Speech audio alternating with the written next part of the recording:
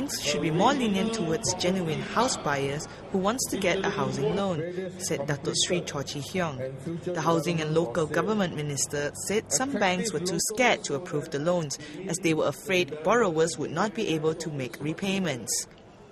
The banks are only being very, very prudent, and sometimes, of course, too prudent that a lot of borrowers, would-be borrowers, would not have a chance to borrow to buy their houses.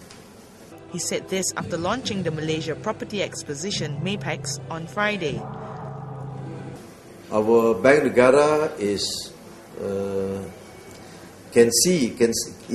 Bank Negara is always very far-sighted, in the sense that we want to make sure that housing development will continue to have a healthy growth. Sometimes they are too overwhelmed with it, the commercial banks, and then they have lost sight of the prudency. So this ruling by Bank Negara is one of the measures in prudent banking to ensure that when you lend, the capacity to repay by the borrower must be of utmost importance. And of late also I've heard developers also complaining, isn't it? Saying we can't sell because the purchasers said they cannot get a loan. So maybe I'm just urging the commercial banks to be more considerate, Prudent you have to be, but you must always do more intelligence work. If the purchasers are able to repay comfortably, I think we should give them the loan.